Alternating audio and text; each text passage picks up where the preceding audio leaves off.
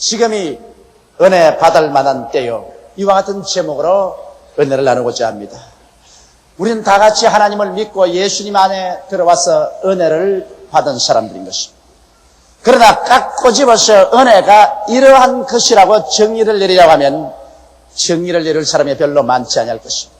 은혜라는 말은 옛날 헬라 사람들이 즐겨 사용한 말인데 수려한 자연의 아름다움을 보았을 때 그들은 마음속에 감격하여 그를 바라보고 야 은혜로운 장면이라고 말했었습니다. 카리스 그렇게 말했습니다. 산은 높고 그리고 아름다운 경치 푸른 자연 넘실거려 흘러내려가는 강물 이러한 것이 그들에게는 다 은혜롭게 보인 것입니다. 그 다음 이와 같은 사상이 점점 발전해서 덕성스럽고 몸움직이며 칭찬받을 만한 훌륭한 사회적인 행동을 보게 될 때 야, 그거 참 은혜롭다, 그거 참 훌륭하다 그렇게 말했었습니다. 그와 함께 은혜란 말은 아무런 대가를 바라지 않고 베푸는 도움을 말합니다. 전적으로 도움을 베푸는 사람의 호의에 의해서 아무런 대가 같은 것 기대하지 않고 그대로 베풀어 줄 때 이것을 은혜라고 말하는 것입니다. 오늘 저는 이 은혜와 율법이 어떻게 우리 생활에 작용하는가 그 점에 관해서 여러분과 함께 은혜를 나누고자 합니다. 첫째로 율법은 어떠한 것일까요? 여러분 율법은 우리의 조상 아담이 하나님을 반역하고 죄를 짓고 부패해서 나와버리고 난 다음에 하나님께서 인간이 얼마나 연약하고 죄스러운 것을 알게 하기 위해서 모세를 통하여 시내산에서 준 것이 율법입니다. 가장 좁은 의미에서 율법은 10계명이고 좀 더 넓은 의미에서 율법은 모세 5경이고 또 저 큰 의미에서 율법은 구약 성경을 율법이라고 말합니다. 그러나 우리가 보통으로 율법이라고 말할 때는 10계명을 말하는 것입니다. 내 앞에 다른 신을 두지 마라, 우상을 만들지 말라, 하나님의 이름을 망령되이 부르지 말라, 안식일을 거룩히 지키라, 내 부모를 공경하라, 살인하지 말라, 간음하지 말라, 도둑질하지 말라, 내 이웃을 거짓 증거하지 마라, 내 이웃을 탐하지 말라는 이와 같은 10계명을 통해서 여러분과 내가 얼마나 부패하고 가증스러우며 죄악된 것을 하나님께서 드러내려고 하신 것입니다. 그렇기 때문에 율법은 우리의 약점을 파헤쳐내고 우리의 죄를 드러내서 죄인으로서 정죄하기 위해서 주어진 것이요, 율법은 여러분과 나를 용서해주고 구원해주기 위해서 준 것이 아닌 것입니다. 이러므로 어떠한 사람도 하나님의 율법 앞에 서서 이롭다함을 얻은 육체가 없습니다. 모든 사람들은 율법 앞에서 모두 다 죄인으로 낙인 찍히고 정죄되고 마는 것입니다. 이러기 때문에 여러분 율법은 온 세상으로 다 죄악 가운데 가두어 놓고 심판을 받게 만드는 것이 바로 율법인 것입니다. 이러므로 율법 앞에 인간의 연약함이 드러나지 아니할 사람이 없습니다. 율법 앞에 죄인이 안 된 사람이 한 사람도 없는 것입니다. 성경은 말씀하기를 모든 사람이 죄를 범하였으니 하나님의 영광에 이르지 못한다고 말했었으며 또한 성경은 말씀하기를 죄를 지은 영혼은 죽으리라고 말한 것입니다. 그러므로 율법은 우리를 하나님 앞에서 쫓아내고 우리를 죽이기 위해서 주신 것입니다. 그런데 오늘날 세상의 사람들이 살면서 이러한 율법을 가지고서 인간 생활을 하려고 하는 사람이 대단히 많습니다. 여러분 율법과 인간관계를 우리가 살펴보면 우리 마음속에 몸서리칠 점이 많습니다. 오늘날 많은 부모가 자식을 대할 때 율법의 자를 가지고 대하는 때가 많습니다. 아직 어린 자식은 완성한 인간이 못 되고 성장하는 과정에 있기 때문에 그들의 사고나 행동이나 말에 결점이 많고 약점이 많습니다. 그러나 부모는 이 어린아이들이 어른과 같이 생각하고 말하고 행동하기를 원해서 어른이란 율법적 자를 가지고서 어린애를 재할 때가 많습니다. 그래서 항상 자식들의 결점을 드러내고 약점을 파헤치고 정지하고 꾸짖고 늘 너는 못났다, 너 같은 놈은 희망이 없다, 탄식스럽다, 너 같은 것을 위해서 고생한 보람이 없다 이렇게 말하면 율법으로 말미암아 자기의 약점이 자꾸 드러나고 정죄를 받으면 그만 기가 죽었고 절망해버렸어. 어린 자녀들이 스스로 파탄에 이르든지 그렇지 않으면 집을 뛰쳐나가버리고 마는 것입니다. 물론 법은 필요하지만은 그러나 은혜와 사랑으로 감싸주지 아니하면 불완전한 어린 자녀들이 견뎌낼 수가 없는 것입니다. 더 나아가서 여러분 오늘날 수많은 가정들이 파괴되어 가고 있는 것입니다. 제가 이번 미국에 여행할 때도 두 부인이 내게 울면서 와서 가정의 파괴에 관해서 이야기해 주었습니다. 한 부인은 와서 말하기를 자기 남편이 지금까지 잘 살았는데 좋은 남편으로 좋은 아버지라고 생각했는데 갑자기 나이 49살이 되자마자 자기에게 와서 이 이상 더 나는 견딜 수가 없다. 이 이상 더 허구한 생활을 할 수가 없다. 나는 당신이 싫다. 내 곁에 오는 것도 몸서리가 난다. 그렇게 하면서 그는 보따리를 사고 집 밖으로 나가서 자기는 이젠 다시 집으로 돌아오지 않겠다고 떠나가버리고 말았다는 것입니다. 또 다른 부인 한 분은 자기 남편이 53살 먹는 의사인데 갑자기 자기에게 와가지고서 이제 나는 당신이 실증이 나서 못 살겠다. 당신 보기도 싫다. 아주 몸서리가 친다. 그러므로 나는 이 이상 더 집에 살고 싶지 않다. 당신은 이제 날 떠나다오. 내가 당신을 떠나가겠다. 그러면서 보찜을 사고 나가겠다 하는데 목사님 이를 어찌하면 좋겠습니까? 그러한 질문을 해왔었습니다. 여러분, 그러한 사람들이 40대 50대가 되어서 갑자기 인격이 파탄이라고 가정이 파괴되는 것은 순간적으로 일어난 것이 아닙니다. 옛날부터 조금씩 쌓여온 실망과 절망이 나중에 나이가 40대 50대가 되고 이제 황혼이 다가오며 급작스럽게 다리가 무너져서 인격 파탄에 이르고 마는 것입니다. 왜 이렇게 부부간의 애정이 파탄이랄까요? 그것은 그 무엇보다도 율법적인 관계 때문에 그렇게 되는 것입니다.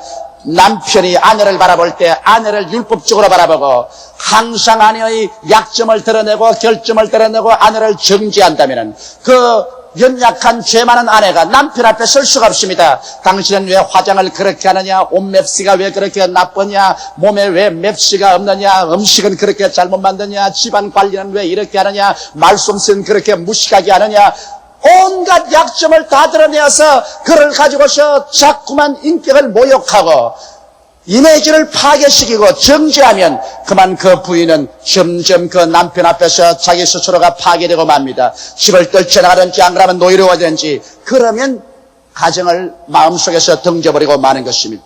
많은 남편들이 겉으로는 부인을 사랑하고 자식을 사랑하고 훌륭한 남자처럼 있지만은 그 마음이 벌써 부인에게서 구만리 장춘으로 떠나버리고 가정을 멀리 떠나가버린 남편들이 많습니다. 그건 왜냐? 부인들이 율법적으로 남편을 대하기 때문인 것입니다. 항상 남편은 벌써 결혼했으니 내 사람을 생각하고 난 다음에 앉기만 앉으면 남편의 약점을 덜추어내고 남편을 정죄하고 남편을 짓밟는 그런 부인이 있습니다. 무슨 일이나 남편하고 농쟁해서 남편을 이기려고만 하는 것입니다. 남편을 코너에 몰아넣고 남편을 이겨놓고 난 다음에 내가 나쁜 것이 뭐냐? 내가 항상 옳지. 그렇게 말합니다. 자기가 옳아서 남편하고 싸워서 이긴 것은 좋다고 생각할지 모르겠지만 그와 함께 남편을 영원히 놓쳐버리고 맙니다. 남편의 마음은 그렇게 말합니다. 좋다. 잘났다. 너는 정말 훌륭하다. 그래 나는 못났다. 너하고 같이 살 자격이 없는 사람이다. 안녕히 잘 있어라. 그가 뛰쳐 안 나가더라도 그 마음은 구만리 장천 멀리 떠나가 버리고 마는 것입니다. 이번 미국에서 내게 호소한 이 두 부인의 경우를 보더라도 그 두 부인이 너무 똑똑하고 너무 잘났어요. 너무 훌륭하고 너무 잘났기 때문에 그 남편이 그들의 계속해서 결점을 드러내고 심판하는 과정에서 이것이 조금 쌓여서 나중에 견딜 수 없는 환멸에 처하고 마는 것입니다. 여러분, 사람들은 다 약점이 많고 죄인들입니다. 사람은 여러분 의로운 사람이 한 사람도 없습니다. 의인은 없나니 하나도 없다고 말한 것입니다. 인간에게 필요한 것은 이해와 동정과 사랑이 필요한 것입니다. 성경에는 남편들아 아내 사랑하기를 제목같이해서 남편은 아내를 사랑하라고 말했고 성경 전체를 봐도 아내들이여 남편을 사랑하라는 말은 한마디도 없습니다. 아내는 남편을 사랑하라는 말을 하지 않고 아내들이여 남편에게 복종하기를 죽게 하듯 하라고 말한 것입니다. 여자는 남편에게 사랑하라는 말하지 않고 복종하라고 말한 것입니다. 그러므로 여자들이 아무리 잘났을지라도 가정에 들어오면 남편에게 복종을 해야만 되는 것입니다. 그래야 가정이 편안한 것입니다. 그리고 남편은 아내를 사랑해야만 되는 것입니다. 이래서 율법에서 서서 서로 핥히고 서로 약점을 드러내고 서로 정죄하지 말고 남편 아내를 사랑해주고 아내는 남편에게 복종하고 그래서 은혜 가운데서 이해하고 동정하고 사랑하고 나가면은 어떠한 가정도 정신적인 환멸을 이겨낼 수가 있고 정신적인 갱년기를 이겨낼 수가 있는 것입니다. 서로 마음에 훈훈하고 깊은 인연의 정이 들어놓으면 아무리 환경이 어려워도 그 정을 뿌리칠 수가 없는 것입니다. 그러나 정이 다 떠나가버리고 마음의 사랑이 다 식어젖더미가 되었는데 결혼이란 법으로서 사회적인, 윤리적인, 도덕적인 규범으로 묶어놓은 것은 얼마 있지 않아야 와르르 무너져버리고 마는 것입니다. 또 이웃과의 사이에도 꼭 그와 같은 것입니다. 여러분 스스로 판단을 받고 싶지 않으면 판단하지 말아야 되는 것입니다. 율법적인 축도를 가지고서 자기만 내놓고 난 다음 모든 사람의 약점을 자꾸 드러내고 결점을 말하고 심판하고 판단하고 하면 그 사람하고 친구가 될 사람 아무도 없습니다. 참된 친구라는 것은 다른 사람의 결점을 보완해주고 이해해주고 용서해주고 도와주고 구원해주려고 해야지, 심판하고 판단하고 남을 뺏겨놓고 남의 아픈 데를 찔러주고 그러고도 친구가 되기를 원하면 이것은 정말 사막에 가서 장미꽃을 구하는 것과 같은 것입니다. 오늘 너무나 많은 사람들이 율법의 자로서 친구를 대하기 때문에 자기는 올바르고 훌륭한 일을 하면서도 사람들에게 미움을 당하고 소외감을 당하고 원수가 되어버린 것입니다. 나는 많은 사람을 지금까지 겪어오면서 그 사람 자체는 인격적으로 훌륭하고 위대한 일을 하면서도 모든 사람들이 몸서리치게 싫어하고 미워하고 만나는 사람마다 원수를 만들어버리는 사람을 보았었습니다. 그것은 왜냐? 이 사람이 율법적인 인생관을 가지고 살아가기 때문인 것입니다. 남을 자꾸 헐뜯기 때문인 것입니다. 남의 결점을 자꾸 헐뜯고 남을 정죄하기 때문에 그 사람과 같이 있는 것이 가시 위에 올라앉는 것 같아서 괴로워 견딜 수가 없는 것입니다. 그러나 은혜란 무엇일까요? 은혜란 것은 여러분 많은 죄에도 불구하고 이 죄를 용서하고 구원하는 것이 은혜인 것입니다. 은혜의 시작은 우리 주 예수께로 말미암는 것입니다. 예수님께서 하나님의 아들로서 육신을 쓰고 이 세상에 오셔서 33년 동안 인생과 같이 사셨습니다. 예수님은 우리와 같이 먹고 깨고 울고 웃으셨습니다. 인간의 모든 고난을 다 체험하시나 죄는 짓지 않으셨습니다. 그러고 난 다음 급기야 우리의 모든 죄악과 불의, 추악과 저주, 절망과 죽음을 한 몸에 걸머지시고 그런 십자가의 자원에서 올라가셨습니다. 그런 양손과 양발의 대못이 바뀌었습니다. 그런 창을 받아 심장이 터져서 물과 피를 다술하셨습니다. 그런 그 극한 상황의 고통 가운데 몸부림을 치면서도 우리를 사랑하셔서 우리의 죄악을 대신 짊어지셨습니다. 마지막 그가 내가 다 이루었다고 외쳤을 때 아담 이후로 인간의 모든 지은 죄와 불의를 주님께서 하나님 앞에서 다 청산해버리고 마는 것입니다. 그리고 예수님께서는 그 상처 입은 손을 활짝 내밀고 수고하고 무거운 짐진 자들아 다 내게로 오라, 내가 너희를 쉬게 하려고 말씀하고 계시는 것입니다.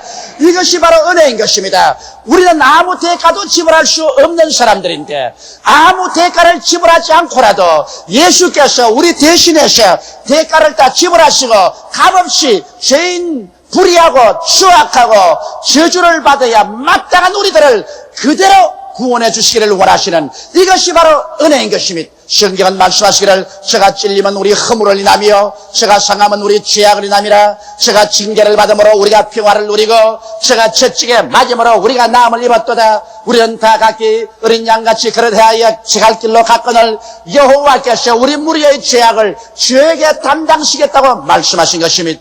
예수님은 모든 인류의 죄악을 다 짊어지고 심판을 받을 때 그는 마치 털 깎는 자 앞에 잠잠한 양같이 그 입을 열지 않으셨습니다.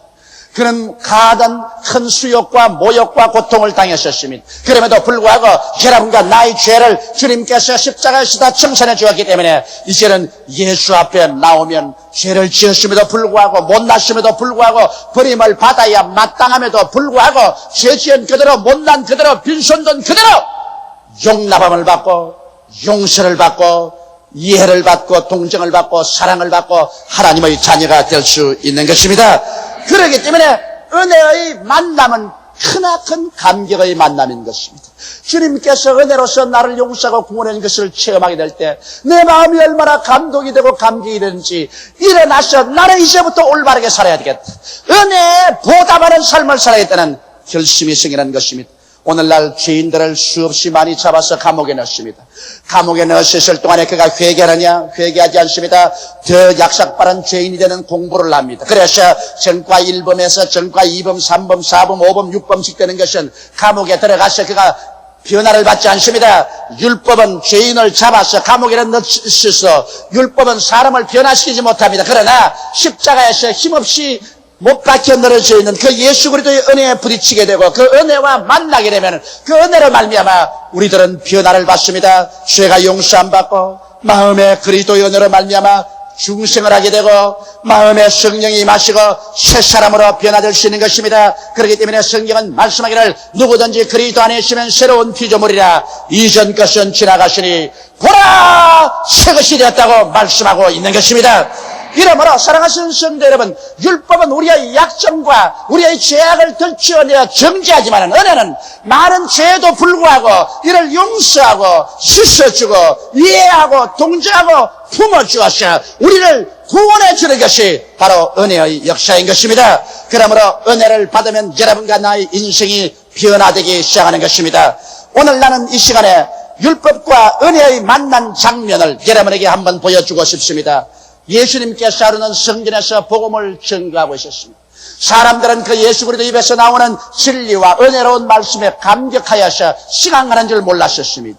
그런데 갑자기 성전뜰에서 여인의 부러지는 비명소리가 들리고 분노한 남자들의 고함치는 소리가 들렸었습니다. 사람들은 일시에 그곳을 바라보았었습니다. 그러자 여기에 한 여인이 끌려옵니다. 율법사들, 바리새의 교인, 사두개 교인들이 분노하여 고함을 치고 발길로 차고 손으로 때리면서 한 여인을 끌고 옵니다. 머리는 산발이 되었었습니다. 옷은 다 찢어지고 신발은 벗겨버리고 얼굴과 몸에 상처를 입은 그대로 눈은 충혈되고 마치 죽음으로 끌려가는 짐승같이 공포에 꽉 들어차서 한 여인이 끌려왔었습니다. 이 여자를 예수 그리스도의 발 앞에 내어 던지고 난 다음 율법사가 외쳤습니다. 선생이여, 이 여자가 가늠하다가 현장에서 잡혔습니다. 모세의 율법에는 이러한 여자를 돌로 쳐서 죽이라고 말하고 있습니다. 선생이여, 당신은 이 여자를 어떻게 하겠나요? 이 위선자들, 만일 그 사람이 이 여자가 가늠하는 현장에서 잡혔으면 왜 남자는 끌고 오지 않고 여자만 끌고 옵니까? 이거 벌써 위선자들이 아닙니까? 예수 그리스도를 책잡으려는 것입니다. 당신이 만일 하나님 아들이면 율법을 지켜야 될 것 아니야. 그러면 율법대로 이 여자를 돌로 쳐서 죽이는데 동의해야 될 것이 아니냐는 것입니다. 그러나 예수님은 사랑의 예수님이라 이 죄인을 돌로 쳐 죽일 수 없다는 것을 알기 때문에 예수님을 책잡으려고 하는 것입니다. 그럴 때 예수님께서는 두말하지 않고 그 군중들 앞에서 허리를 굽혀 손가락으로 글을 썼습니다. 성경에는 무슨 글을 썼다고 말하고 있지 않지만 제가 30년간 설교를 하고 목회를 해오니까 예수께서 무엇을 썼을 것이라고 짐작할 수 있습니다. 틀림없이 예수님께서 10계명을 썼습니다. 내 앞에 다른 신을 두지 말라부터 시작해서 마지막으로 내 이웃을 탐하지 말라는 10계명을 주님께서 손가락으로 썼습니다. 그 어깨너머로 글을 쓰고 있는 예수님을 바라보고 다 아는 10계명 무엇 때문에 쓰느냐고 생각하고 그들은 성과 같이 제출했습니다. 예수여, 이 여자를 어떻게 할까요? 율법은 쳐서 죽이라고 합니다.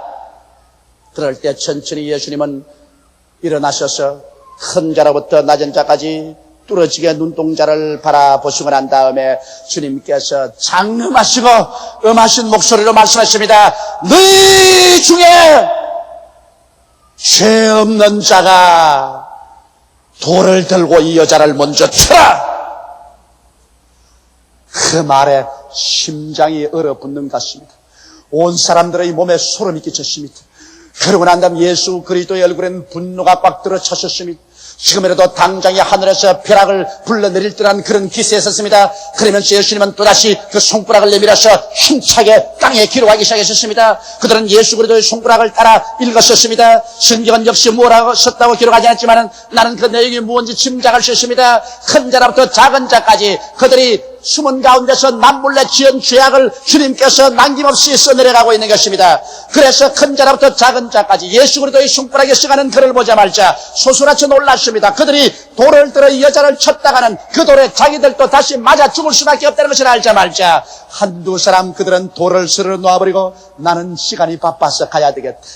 나는 소를 돌보러 가야 되겠다. 나는 시장에 갈 시간이 늦었다. 나는 내 아내가 기다린다. 그러고 난 다음 다 도망을 쳤었습니다. 그들이 선 자리에는 그들이 들고 있던 날카로운 돌들만 느질분하게 흩어지고 얼마일자야 한 사람도 없이 다 도망을 치고 말한 것입니다. 율법 앞에서 심판을 당할 때 견뎌낼 자가 없습니다. 이 여자를 돌로 치려고 하던 살기등등한 사람들이 예수 그리스도의 손가락이 그들의 가슴 속에 비밀로 감추인 죄악을 드러내자 한 사람도 예수님 앞에 견디지 못하고 마치 태양 앞에서 녹아지는 이슬같이 사라져버리고 말한 것입니다. 예수님께서 한참 만에 허리를 펴시고 말하십니다. 여자여, 고개를 들라. 지금이라도 당장 돌이 날라와서 자기를 죽일 것 같아서 머리를 잔뜩 손으로 끼어안고 벌벌 떨고 있던 여자가 손을 내리고 조심스럽게 고개를 들어섰으니 여자여, 너를 정죄하는 자가 있느냐? 오른편을 살펴보았습니다. 왼편을 살펴보았습니다. 살기 등등하던 군중을 온데간데였고 그들이 들었던 그 날카로운 돌들만 그곳에 느질분하게 흩어져 있습니다. 여자는 솟아나쳐 놀랐었습니다. 무엇이라고 말할 수가 없습니다. 그는 예수 그리스도를 쳐다보고 놀란 눈을 예수 그리스도의 얼굴로 돌이켰었습니다. 주여, 나를 정죄한 자가 다 가버리고 없습니다. 예수님은 고개를 끄덕끄덕 하시고 난 다음에 이 여자를 보고 말씀했습니다. 여자여, 나도 너를 정죄하지 아니한다. 집에 돌아가서 다시 죄를 짓지 말라. 이 여자의 가슴 속에 파도치는 하나님의 은혜가 부딪혀 왔었습니다. 그는 꼭 죽을 줄만 알았습니다. 또 반드시 율법대로는 그 많은 사람들이 자기 전에도 죽어갔었습니다. 자기는 그날 돌무더기 속에 돌아간 줄 알았는데 예수 그리스도를 만남으로 말미암아 기적적으로 그는 살아날 수가 있었습니다. 그리스도의 그 용서와 그 은혜에 부딪히자 그 영혼 속에 뜨거운 감격이 솟구쳐 올랐습니다. 뜨거운 눈물이 그 얼굴을 적셨습니다. 그는 머리를 다시며 만졌었습니다. 옷을 다시며 만졌습니다. 아마 일어나서 예수 그리스도 앞에서 큰 절을 했을 것입니다. 그는 일어나서 그리스도를 돌아보고 또 돌아보면서 그는 집을 향해서 걸어가면서 말했을 것입니다. 나는 다시 죄를 짓지 아니하리라. 이 크나큰 은혜에 나는 보답해서 나는 새 사람이 되어서 살리라. 그 어린이 하신 말씀대로 다시 죄를 짓지 말라고 하셨으니 나는 다시 죄를 짓지 아니하리라. 은혜는 그 여자를 변화시켜 버리고 말았을 것입니다. 율법은 돌로서 이 불쌍한 여자를 쳐서 죽이려고 했지만은 율법은 이 여자를 회개시키지 못했었습니다. 율법은 이 여자를 변화시키지 못했었습니다. 율법은 이 여자를 구원하지 못했었습니다. 그러나 예수 그리스도의 은혜는 용서와 이해와 동정과 사랑으로 이 여자에게 은혜를 베풀고 이 여자에게 구원을 베풀 수가 있은 것입니다. 이러므로 사랑하는 성도 여러분, 이 세상에 율법이란 반드시 우리에게 필요합니다. 우리가 죄인이기 때문에 내가 죄인이라는 것을 드러내게 하는 것은 율법밖에 없습니다. 그 우리 필요한 것은 우리 얼굴에 무엇이 묻었는가, 우리 몸에 지장이 잘못됐는가 알아보기 위해서 그 우리 필요하지만은 그 우리를 씻어주지는 않습니다. 씻어주는 것은 바로 물이 우리를 씻어주는 것입니다. 이러므로 우리가 이 세상에서 율법을 가지고서 거울처럼 들여다보기는 하지만은 그러나 율법으로서 사람을 판단해서는 안 됩니다. 우리는 예수 그리스도의 십자가의 보배로운 물로서 우리는 씻어줘야만 하는 것입니다. 예수께서 오늘날 이 세상에 오신 것은 우리로 하여금 심판받거나 정죄받아 멸망시키려고 온 것이 아니라 예수 그리스도의 십자가의 은혜를 통해서 그 보배로운 피로 용서받고 구원받아 새 사람이 되게 하려고 주님께서 오신 것입니다. 그렇기 때문에 오늘 예수님은 당신의 십자가를 통하여 죄를 지었음에도 불구하고 못났음에도 불구하고 버림을 받아야 마땅함에도 불구하고 죄 있는 우리들, 못난 우리들, 빈손 우리들을 향해서 수고하고 무거운 짐진 자여 다 내게로 오라. 내가 너를 쉬게 하겠다고 말씀하고 있는 것입니다. 보라, 지금이 은혜 받을 만한 때요, 지금이 바로 구원의 날이다. 내가 은혜 베풀 때 너를 돕고 구원의 날에 너를 들어주겠다. 그러므로 내게로 오라고 주님께서 청하고 있는 것입니다. 우리는 예수 그리스도 앞에서 은혜를 받았었습니다. 예수 그리스도의 은혜가 아니었더라면 여러분과 나는 모세의 율법 앞에서 능지처참을 당하고 말았을 것입니다. 여러분 가운데 죄를 한 번도 짓지 않은 의인이 있다고 자부할 사람이 어디 있습니까? 살아갈수록 점점 많아지고 쌓여지는 것은 죄밖에 없는 것입니다. 이러므로 모세의 율법을 통해서 하나님 앞에 의롭다 하고 쓸 수 있는 자격을 얻은 사람은 한 사람도 없습니다. 그러나 예수를 믿음으로 말미암아, 예수께 순종함으로 말미암아 그 보배로운 피로 용서를 받고 의롭다함을 얻고 그 은혜를 받아서 우리는 보기에도 아름답고 듣기에도 아름다운 인간으로 변화되고 올바른 사람이 되고 그리고 온 세상에 하나님의 영광을 나타낼 수가 있습니다. 예수를 통하여 은혜 받아 새 사람이 된 체험을 한 이상 이제는 우리도 은혜에 빚진 사람들입니다. 은혜를 가지고 아내를 대하며, 은혜를 가지고 남편을 대하며, 은혜를 가지고 자식들을 돌보며, 은혜를 가지고 우리 이웃 간에 교제하는 여러분이 다 되시기를 주님의 이름으로 축원합니다. 다 같이 고개시켜 기도드리겠습니다. 만군의 야훼 우리 아버지 하나님, 이 세상에 율법만 가지고는 살아갈 수가 없습니다. 모두 다 죄인이기 때문입니다. 율법적인 남편 앞에 죄인인 부인이 설 수가 없습니다. 율법적인 아내 앞에 죄 많은 남편이 박살을 당합니다. 율법적인 부모 앞에 죄로 연약한 어린 자녀들이 견딜 수가 없습니다. 율법적인 친구 앞에 죄 많은 친구들이 을신할 수가 없고 모두 다 상처를 입고 원한을 사고 돌아갈 수밖에 없습니다. 아버지, 율법은 필요하지만은 그러나 사랑으로서 감싸주지 아니하면 율법 자체는 처참한 파괴를 할 수밖에 없습니다. 내 아버지 예수 그리스도께서 율법의 상처 입은 우리들을 사랑으로 어루만져 주시고 은혜로서 용서하시고 씻으심을 감사하옵나이다. 예수님의 은혜를 받고 우리가 변화를 받고 새 사람이 되었은즉 이제는 주님이 쓰여 더욱 그 은혜 가운데서 우리가 하나님께 가까이 들어가서 살게 도와주시옵시고 성령 충만해서 살게 도와주시옵시고 하나님을 기쁘시게 하면서 살게 도와주시옵시고 우리도 은혜에 빚진 자로서 은혜를 가지고 자식들을 대하며 부부간에 대하며 이웃을 대하고 변화시키는 우리들이 되게 도와주시옵소서. 예수님 이름 받들어 기도드리옵나이다. 아멘.